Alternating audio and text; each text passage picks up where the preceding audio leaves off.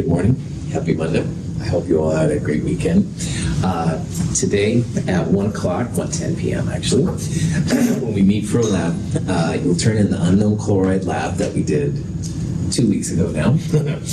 Turn that in. Exam prep 2 is due. Exam prep 2 has a couple of questions. The answers given. Show your work how to go from the question to the answer. Good to go.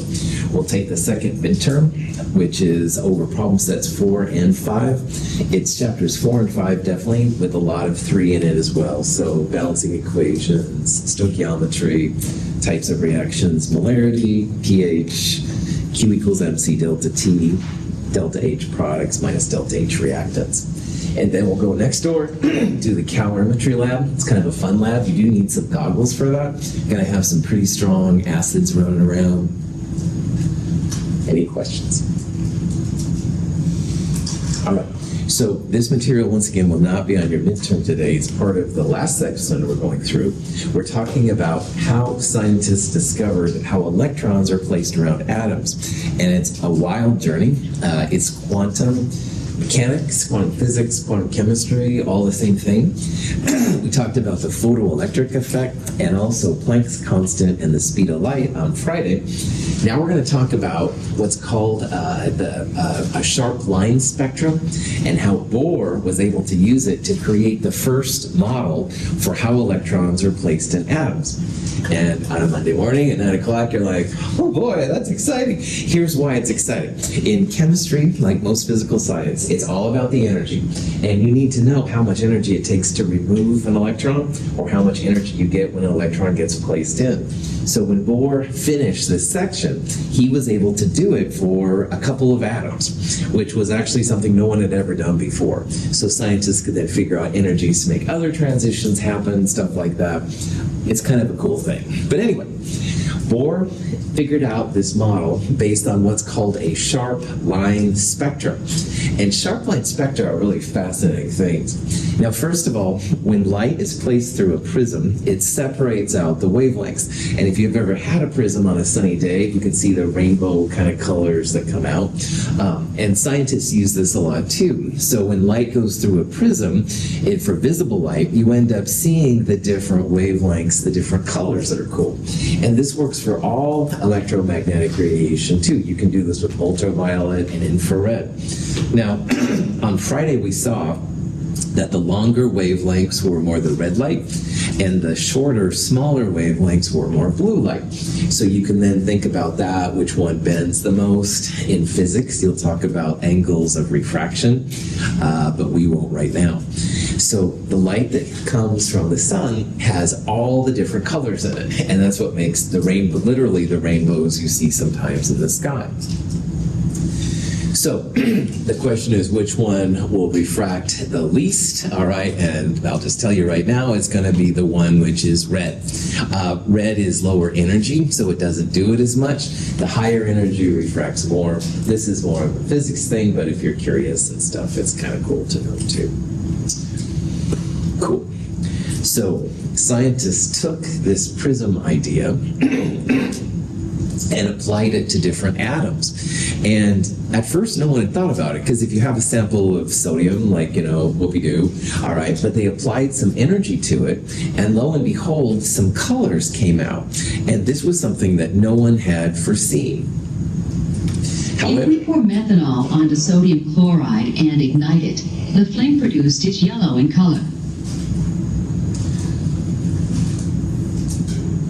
If you've ever been around a camp. If instead of using sodium chloride, we use boric acid, a compound made of boron, hydrogen, and oxygen, the flame produced is green in color. Each salt imparts a characteristic color. The emission of light by heated or burning objects provide important clues to our understanding of atoms. Fires, if you've ever been around a campfire, are usually kind of a yellowish color, yellowish orange. And that there's a reason for that color. It's not just the wood burning. It's actually the sodium in the fire. Sodium's around us all the time. When we sweat and stuff like that, we emit some sodium all the time.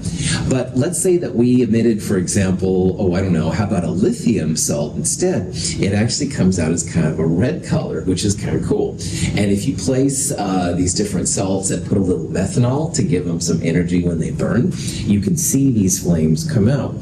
So this was fascinating to scientists, not only for personal reasons, because fireworks, this is why the colors happen when you have fireworks, but it was also cool because what was creating these specific colors? Like, why was lithium different than sodium, and sodium different than boron and copper, et cetera, et cetera? So this really fascinated things. Neon lights, quote unquote, that are lit up, it's same phenomena, all right? They have some filters on them sometimes, but if you have just the raw elements, you can have, like, for example, lithium would be right there, or copper, I think it is kind of the blue color. So you can actually make these colors appear for different kind of things like that. So it was fascinating both on a personal level and why professionally it was happening at all.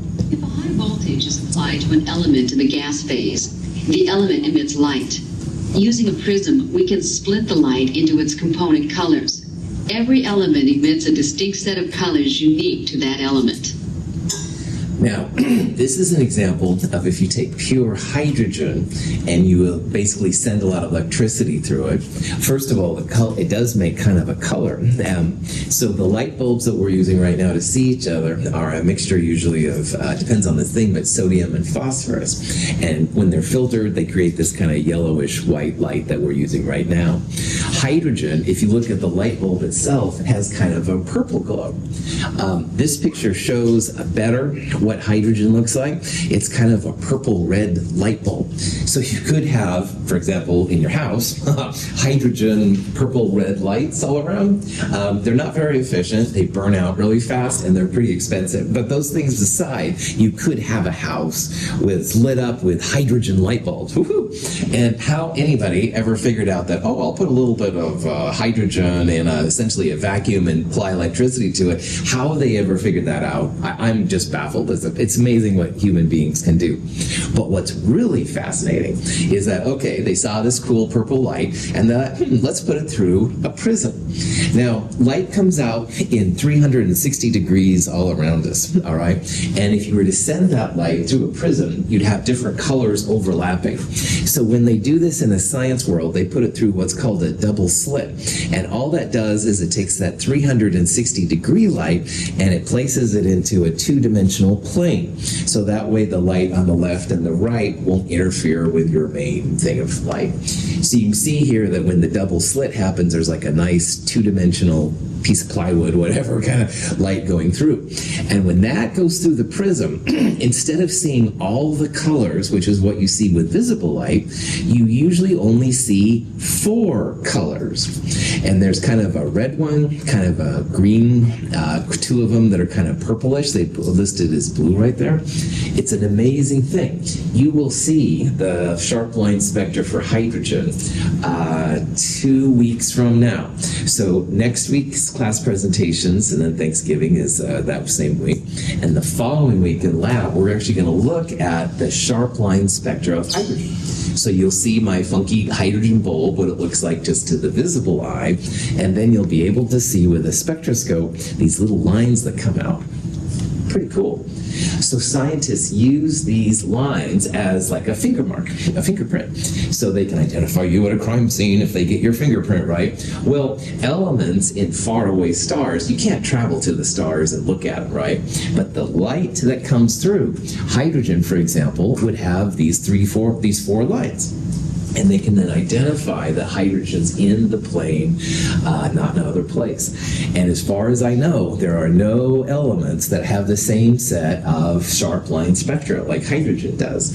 So hydrogen has 4, helium has about 7. In my office, I have a poster that lists all the elements, sharp line spectra. Yeah, I know, get a life. But anyway, it's kind of cool what they can do. So if you take an element, put it in a vacuum, and add electricity through it, light comes out. And almost always it's visible light, by the way, which is cool too. On top of that, then, you take this special light bulb you've made, put it through this slit thing in the prism, you see like fingerprints, and they call them sharp line spectra, all right? And that's why lithium was kind of a red, while sodium was kind of a yellow, because sodium then has more lines in the yellow part, lithium has more lines in the red part. and they can do some really cool things. This is like fingerprints for the elements. Questions on that? Yeah.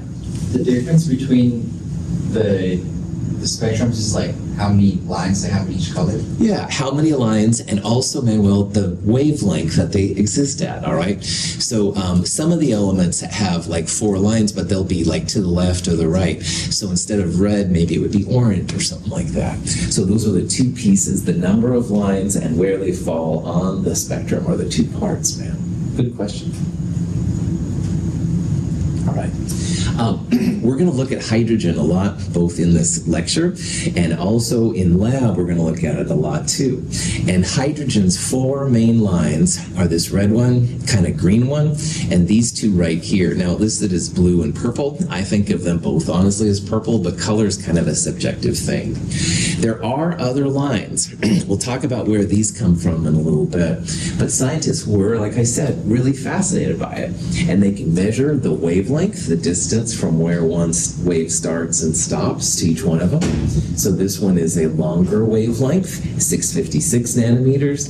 This one right here is very short, 410 nanometers. They had no idea why the atoms had these fingerprints, like why they had different wavelengths and different numbers of lines like Manuel asked about. But they did see that hydrogen had 4, helium has about 7, et cetera, et cetera. Now, like with all of these things we saw on Friday, wavelength goes up, your frequency goes down. And those 2, wavelength, which gets the sample lambda, times frequency, which is kind of a v, but it's officially kind of an calculus thing. Anyway, that equals the speed of light, 2.998, times 10 to the 8th meters per second. And all the wavelengths and frequencies across the board follow this. So if you have a big wavelength, the frequency is going to get smaller because those 2 together must always equal the speed of light. Conversely, if you have a small wavelength, then you're going to have a big frequency. Now, we also saw on Friday that E equals h nu, or if you use this thing, hc over lambda. H is Planck's constant, 6.626, 10 to the minus 34 joule seconds. This is also important. I said earlier, chemists are all about the energy. All physical science are. Energy and frequency directly proportional. So bigger frequency goes up, bigger energy, and vice versa. On the other hand, wavelength is in the denominator, while energy is in the numerator. So as wavelength gets bigger, energy gets smaller, etc., etc. Here are literal numbers associated with the wavelength. This is the biggest wavelength. It's the biggest number, 656. Down here, if you want to count this weird one, it's 397. That's the smallest one. So this is the longest wavelength. This is the shortest wavelength. And here, because wavelength is big, energy is small, so that's the lowest energy. And likewise down here, this is the highest energy. It has the smallest wavelength, also then the largest frequency, stuff like that. Questions on that? Okay. Here are some pictures of other elements' fingerprints, okay? Now, the top one, again, is hydrogen. And hydrogen more or less has 1, 2, 3, 4 lines. I think of these as both purple. Anyway, sometimes people think this is green. Blue is right there on the end. 1 is definitely red. Here's mercury, all right? So notice mercury has 1, 2, 3, 4, 5, 6, 7, 8, 9, 10, 11 lines, so a lot more. And again, like Manuel asked about, not only is it more lines, but they're also at different wavelengths, all right? So that's where the colors come in. Neon has even more. I'm not going to count them up, just a lot of them, man, which is totally crazy. So each element has its own fingerprint. And when you know about these fingerprints, you can then search for them. You can find them in other kind of places, stuff like that. In astronomy, this is an example of an astronomy spectrograph.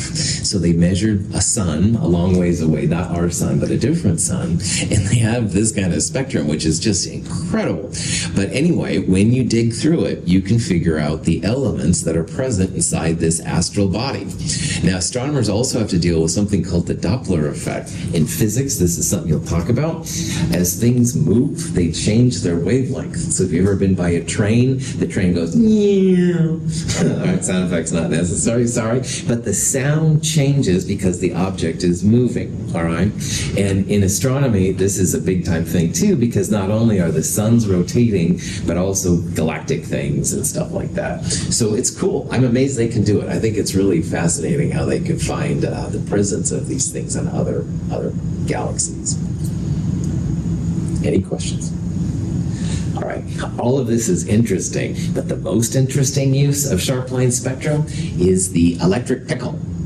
Now, here's an example of a pickle. They soaked it in a sodium brine, and they're applying essentially a lot of energy to it, a lot of electricity. And because of the sodium in the pickle, you can actually see it begin to glow. This is like a Frankenstein kind of thing. The electric pickle is a truly phenomenal and observable effect. You can take a pickle and soak it in potassium chloride, which is no salt for people that are sensitive to sodium. And if you do that for long enough and you do this experiment, the pickle glows kind of a red color because potassium is more of a red color than a yellow color. So it's kind of a fun use for it. But again, it's not really the pickle itself, it's the sodium ions in the pickle, all right? Sodium has kind of a yellow color, like for a flame, if you've ever been by a campfire, it's kind of a yellow color. That's the yellow color you're seeing right there, but it's the sodium in the pickle and the preservatives and stuff like that. Any questions? All right. So here's an example of a question you might see. Barium, if you light it on fire, like in a methanol thing or whatever, or in a firework for that matter, it has kind of a green color, a green flame. And the question is, what would be the color if you had an electric pickle that had been soaked in barium chloride? So these things are soaked, as I understand, for preservatives and stuff like that. And although it might be fun to think of a black flame, which sounds kind of Dungeons and Dragons-like, because barium is a green flame, we would expect then the pickle soaked in barium to have a green color as well. So whatever you soak your pickle in, the preservative, the sodium, potassium, whatever, that's going to indicate then the color of the pickle that you see. Any questions? All right. So these sharp-line spectra are like fingerprints. The next question scientists have to ask, where did they come from? Why are they different? Why do they emit and stuff like that? And it was not an easy question to answer. Now, before Bohr's time, when people thought about electrons, they realized that electrons were on the outside and the proton's nucleus, neutrons were on the inside. But the thing is, when you have classical physics, if you have a positive and a negative going around each other, you begin to make friction, all right? Our tires wear out after a while, all right, because of the friction of things that happens and stuff like that. And electrons rotating around a nucleus would begin to exhibit that as well.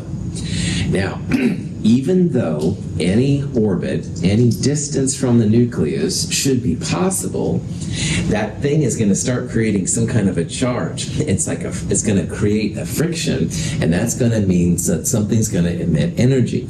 And again, you can't create or destroy any energy, so you take some energy out of the system. That means your atom somehow is going to just be destroyed. It's either going to just blow apart into many pieces, or the electrons will go flying off. You won't have any elemental things. So what I'm trying to point out here is that when you think about how the atom is constructed using traditional physics, it doesn't work, all right? There shouldn't be any way that an atom is stable. But you and I sitting here have atoms, all right, thankfully, caffeine, whatever supplements and stuff you happen to be using, but you got something around you, and they're not decomposing, like we're not just, well, people do explode, but that's psychological, more physical. Anyway, yeah, so it is true. And so if you, atoms are relatively stable, right? So classical physics, the physics that gets the space shuttle into orbit, people to the moon, stuff like that, it's great for those kind of things, but it's not working for chemistry. We need a better model to figure out how the atom works. So, Along came Bohr. Bohr was younger as a scientist, and he just kind of said, hey, this model is lame, let's make a new model. And he used some ideas based on waves, wave mechanics, or what's called quantum mechanics and stuff, to understand how electrons went in atoms. Now, Bohr just kind of came out of left field, man. But he thought that electrons will only be in what he called stationary states around a nucleus. And those states are going to be quantized. Only specific areas are allowed when it comes to electrons around atoms. And he came up with this equation, E equals minus RHC over N squared. Now, R is a constant you don't need to know. It's called the Riper constant. It was helpful back then, but it's not so helpful right now. So that's not a number you have to know. But H, good old Planck's constant, C, the speed of light, and all of this over N squared. And what this represented is the places where electrons can go around atoms. Now, Rin, you're going to be the nucleus, and I'm going to be an electron. All right? And classical physics, I could go right up to Rin and say, hey, Rin, what's going on? I could be this far out, and I'd say, hey, Rin, how's it going? Any distance from Rin is okay. Whoa, here comes Bohr. 1 over N squared. So somewhere, there's a 1, N equals 1. I can be here this close to Rin. Then there's going to be an N equals 2, 1 over 4. Maybe right here. All right, I can be this far from Rin. But what Bohr says is that electrons can't be like halfway between. All right? They can be at number 1, and they can be a big jump back at number 2, but they can't be in between. And that's weird. Because in our world, you can be anywhere. Like I can come up and shake Rin's hand. I can wave at her across the classroom. Anything you want is possible.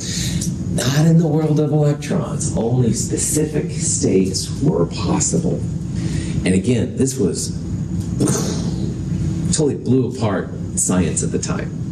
And he just kind of pulled it out of thin air. It fit the data he had, but he didn't really have any justification for where this came from. Questions? Okay. So minus RHC over N squared was Bohr's equation to talk about how electrons are placed around atoms.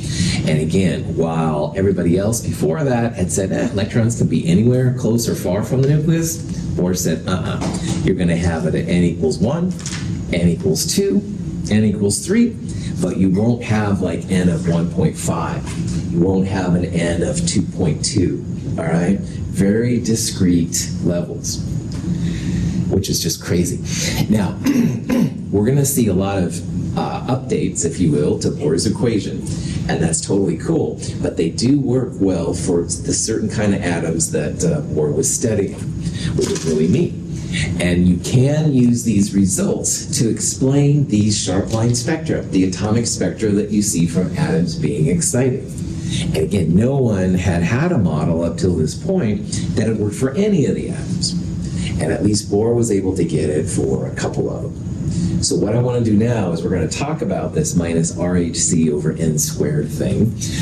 R, H, and C are all just constants. So you multiply them together and you can just let them equal some random constant X. It won't change. The N part changes, and there's a lot of uses you can get from this. Okay.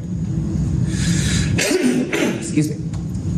So this is like a picture of the atom using the Bohr model. Here's Rin, the nucleus. Here's me, the electron, all right? Now, initially in the Bohr model, you usually start at the closest N value, N equals 1.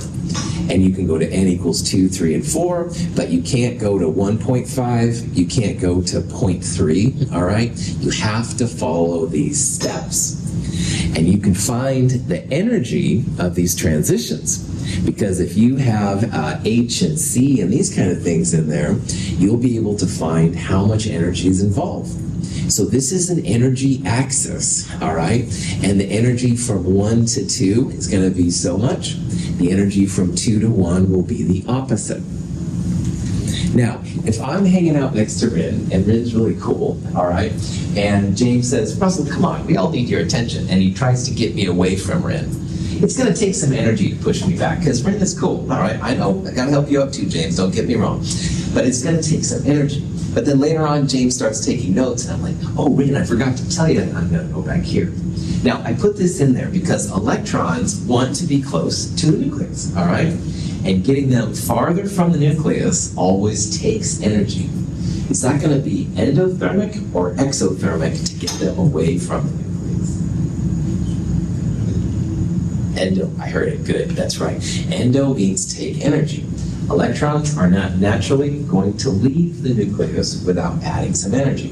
Endothermics are always positive numbers, okay? But after a while, the electron goes, man, I want to be back by the atom. So it gets down here closer. Well, if endo is this way, what do you think the energy would be like going the opposite way? Exo, that's right. So it's always going to be a positive number going from close to the nucleus to far from the nucleus. And going far from the nucleus back to close to the nucleus is going to be a negative number. Endothermic, exothermic. Thank you, Red, for being my model. Questions on that? Okay. According to the Bohr model, when a hydrogen atom receives energy, its electron leaps from a low energy orbit to a higher one, forming an excited state. As the atom loses energy, the electron jumps back to a lower energy orbit, releasing light as it goes. When gaining energy, the orbit to which the electron jumps depends on the amount of energy involved. When the electron occupies the lowest energy orbit possible, the atom is said to be in the ground state. Cool. So going from a lower to a higher, always going to be endothermic, a positive energy value. And that just shows it takes energy to get away from the nucleus. On the other hand, when the electron's in a higher end and it goes back to a lower end, that's going to actually release energy. So the higher numbers down to the lower numbers are going to be negative numbers, exothermic. And these endothermic, exothermic transitions, really important, we're going to see for the kind of things we'll see with hydrogen. Now, let's talk about going from a higher end to a lower end. And that's what we're going to do most of the time in this section.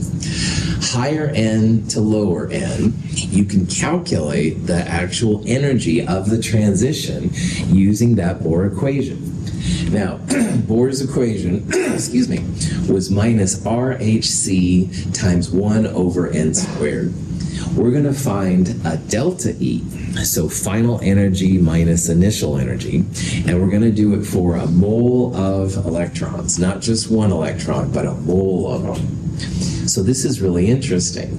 But R, H, and C are just numbers. L is Avogadro's number, 6.022 times 10 to the 23rd. The final state in this example is 1. That's where the electron's ending at. The initial state is 2. So you can see it's like 1 over 1 squared minus 1 over 2 squared, 1 over 1/4. And when you do the math and you convert joules to kilojoules, minus 984 kilojoules per mole is the energy to remove a mole of electrons from n equals 2 to n equals 1 in hydrogen. And scientists were just baffled because this was right on with the measurements that had been made as to how much energy it took to go from 2 to 1, all right? They didn't know where this came from. Bohr actually had an equation to figure this out, which was just fantastic. Another thing too, remember, if it's exothermic one direction, it's going to be endothermic the other direction. So if it was minus 984 going 2 to 1, what do you think it's going to be going 1 to 2? Positive 984. Well done. That's right. It's just the opposite value. Crazy. Any questions? Okay. So far, and what we're going to talk about mostly in this class is emission lines. And emission lines are always exothermic. They're always from a higher end to a lower end. All right? And that's kind of a cool thing to think about. We'll talk about the opposite here in a little bit. All right. So let's say that Chris was a scientist and Bohr calculated this number and he wanted to calculate what the wavelength of the light was going to be. You can do that as well. This is kilojoules per mole. You can turn these numbers, which are energies, into frequencies and wavelengths. What you have to do, you have to turn kilojoules to joules. You have to get rid of moles, so use Avogadro's number. And then you can use E equals h nu if you want frequency, or you can use E equals hc over lambda if you want wavelength. It's all math you can do. It's a little tedious, but it is stuff you can do. So this is the number in joules. I multiplied by the third. We're using Avogadro's number to get rid of the moles. And E equals h nu. So nu equals energy divided by h. So if you divide by the wave by Planck's constant, you end up getting this number. Initially, the number comes out to be a negative number, but frequencies and wavelengths, they're usually considered absolute value. So take your negative numbers and make it positive. In science, a wavelength, you could have a positive number going to my right, but you could have the same wavelength being a negative number going to the left if you have a common frame of reference. And honestly, in everything I've ever done, scientists don't do that. So they just absolute value wavelengths and frequency. So if you see a negative or positive frequency or wavelength, just think of it as positive. Now, the wavelength is going to be equal to c over the frequency, if you want. So if you have this frequency, you can put it right there, speed of light right there. Initially, the wavelength comes out in meters, but I turned it into nanometers because that's usually what people used. And again, what's just fascinating about this is that these crazy things that Bohr did, right on with experiment. I mean, just spot on. And again, nobody had any idea what was happening and stuff before Bohr. Cool. Any questions? Okay. So, nobody knew where these sharp line spectra came from. They thought they were awesome, cool, but they didn't know like where they were coming from. So Bohr comes up with some stuff based on waves. And this minus RHC over n squared thing, which looks relatively simple compared to a lot of equations, spot on for a couple of the atoms. And again, nobody had ever done that. So you can find like the change of energy from 2 to 1, which is this number. You can turn it into frequencies and wavelengths, which are totally cool. Now, remember how I said one direction exothermic, the other direction endothermic? In this section, we're going to primarily talk about what's called an emission line. Emission lines are like light bulbs that we can see each other through them and stuff. In biology, you might use what's called a spec 21, which is an absorption machine. It measures how much light is absorbed by the sample. It's the endothermic version of what we're doing. Ours are easier to see and theirs are harder. The numbers are, again, exactly the same, just opposite sign. But if you hear about absorption and emission, we're mostly focusing on emission, the exothermic ones. They're easier to see, they're more fun. But absorption is very, very similar. It's just it's the positive version. And there's some cool stuff you can do with that. If you've ever watched like shows like CSI, and they're like, well, I wonder what's in the sample. A lot of times they'll use an absorption machine to figure out what is being absorbed, to figure out what the samples are. So it's a really cool field, but we're just going to focus on the emission. Questions? Okay, so here's a question you might see. It says, which of these diagrams represents an emission line? Okay, is emission, is that exothermic or endothermic? Exo, well done. Emission and exothermic go together, if that works for you. And exothermic means it's getting closer to the nucleus. Now, under n equals 1 on both of these diagrams, that's where the nucleus is. So with this one, you want the electron, which is this little arrow, to fall, if you will, from a higher to a lower one. So it would be answer A. B over here is going from right next to the nucleus to far away from the nucleus. And that takes energy to make that happen. So that would be an absorbance line. It's an endothermic. Your light bulb wouldn't have any light coming out of it if it was just that. So exothermic means emission, like this one, and endothermic, like this one, would be absorption. Okay. Here's absorption lines. And again, in biology and higher parts of chemistry, absorption is really, really important. Check out the oxygen one right here. This one's pretty easy to see. See how in the absorption lines, they're black, and in the oxygen lines, you actually see the colors, all right? So again, it's the same spectrum. It's just like the opposite. In absorption lines, they usually use a white light source, so you see all of the spectrums, and you see the black lines where things are absorbed. But you can just convert it then to an emission, like in the opposite one. So again, scientists just get excited, I guess. Here's hydrogen. The emission has 1, 2, 3, 4 lines. It's kind of hard to see with this slide. 2 kind of purplish, 1 kind of blue or green, and 1 red. The absorption line would be this total color spectrum with 4 black lines in the middle of it. So if you ever see an absorption line, it should be good to go. All right, so after thinking about Bohr's model for a while, they created things like this for hydrogen. And hydrogen has different levels, 1, 2, 3, 4, et cetera, et cetera. And what they did, these are emission lines, so higher end to lower end, is people figured out the wavelengths associated with the different transitions. And I want you to focus on the middle one more than anything, because in the middle one, you have a 3 to 2 transition, you have a 4 to 2, this is 3 to 2, sorry. 4 to 2 right there, 5 to 2, and 6 to 2, all right? And notice here how the wavelengths change because the energies are changing.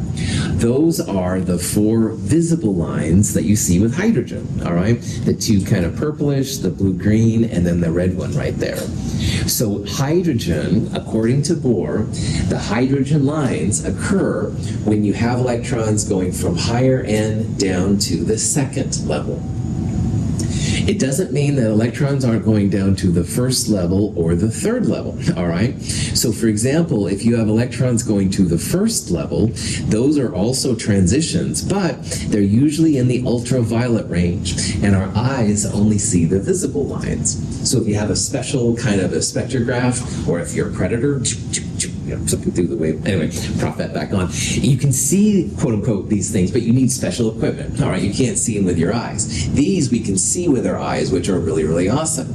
There's also some in the infrared. All right, they end at the n equals 3 level, and so for a while then, people are like, well, why is mine different than yours? Well, yours all end at n equals 1. The visible ones end at n equals 2, and the Passion series, the infrared ones, end at n equals 3. So you can see why then some people thought of this as like a kind of a ladder, all right? Like going up the ladder takes energy, it's absorption, it's endothermic, but if you jump back down, it's pretty easy, exothermic, energy is released. That's where these lines are coming from. So again, Bohr just came out of left field. These values were spot on for the values that have been observed in the real world. So for these and these, they found the energies of them. Amazing. So he definitely has a Nobel Prize. There's an element named after him, thorium. Big player when it comes to these things. 1922, which is just crazy. But like I said earlier, it doesn't work for all atoms. And when all is said and done, you can only have a 1-electron atom or ion with Bohr theory for it to work. So it works great for hydrogen, which is why we're talking about hydrogen so much. And it does work for the helium +1 ion, which does exist. But once you get to helium itself, or carbon, which is what most of our bodies are, or the oxygen we're breathing in, it doesn't work out very well. Another thing is that Bohr just kind of threw in the wave stuff kind of ad hoc, which means there isn't really an experimental reason why he did it. He just did it, and it worked really well. So, I mean, no one's like, slapping him in the face. They're patting him on the back, but Why does it work? Why do you have to use waves when it comes to atoms and stuff like that? So, at this point now, we're going to go on to the more current version, which is called quantum or wave mechanics. And instead of working for just hydrogen and helium plus, in theory, it can work for any atom or ion or molecule, all right, up to DNA and crazy things like that. It gets a lot more complicated. And if you've heard about like quantum computing, stuff like this, that's where they're applying these kind of things is to problems, because it does get a little bit more difficult.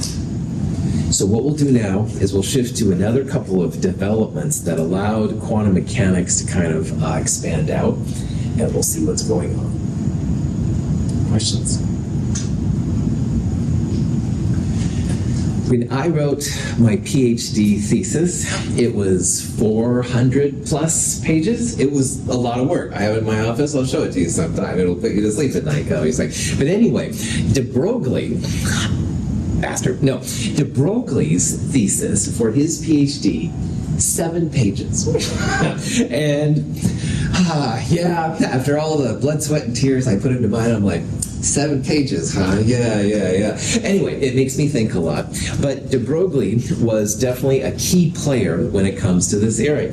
And all de Broglie did was he took 2 equations and mixed them together, basically. And it's so simple, it's profound, and it's got lots of implications. So let's talk about this person that causes me to freak out once in a while. De Broglie took Einstein's equation, E equals mc squared, and he also realized that from this equation up here on the blackboard that E equals hc over lambda, all right? And he thought, wonder what would happen if we put these 2 equations together, all right? So what he did is he let mc squared equals hc over lambda, got rid of one of the c's, get rid of the pieces that aren't done, mc equals h over lambda. And you're like, okay, all right, whatever. Well, then he realized we have a mass term, which is what m and e equals mc squared is all about, and you have a wavelength. So he thought, well, things with mass m don't travel at the speed of light. This is one of Einstein's things. So he replaced the c with v, which is a velocity term, how fast the object is going.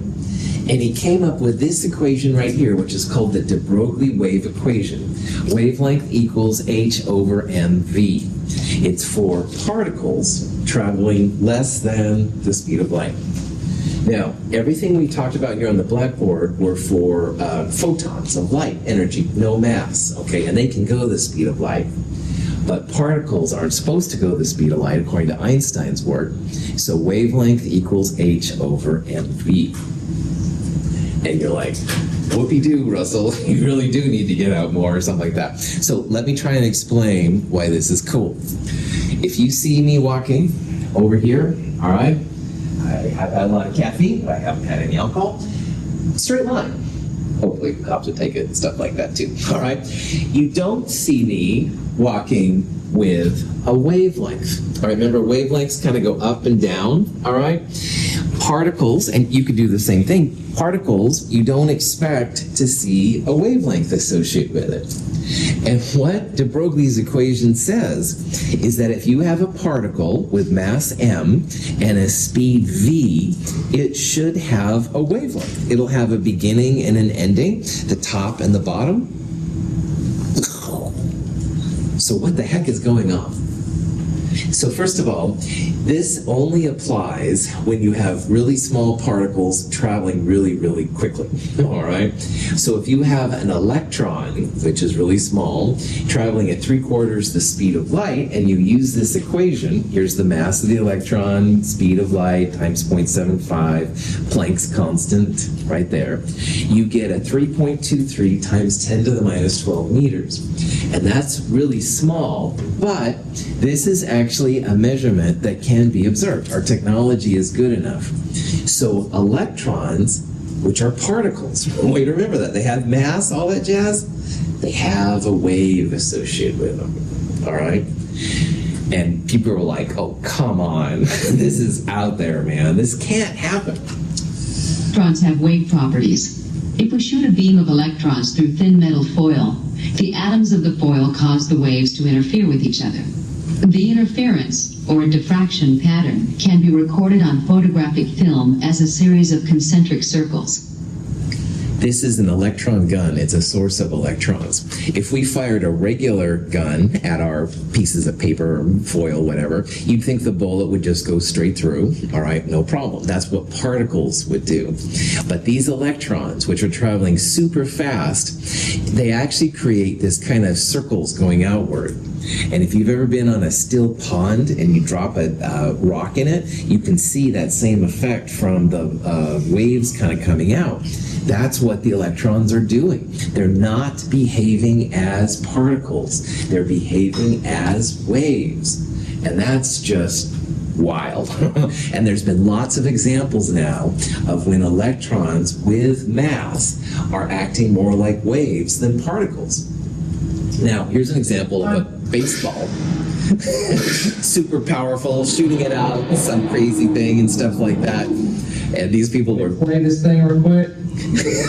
So here's the baseball. This is just juvenile, I know, but anyway, look at it. It goes through the dummy, through the bat. I mean, this is way more powerful, as I understand, but this is what particles do, all right? They just kind of blast on through, of course, knocks the dummy over, stuff like that. Well, your baseball, at this speed, which is super high, very, very small, and our technology doesn't have the capacity to measure a wavelength that small. It is very deadly, of course, if you were to hit with it, but it doesn't have the circles. So we only see this for very, very small, very, very fast particles. This is a way that electrons are like light.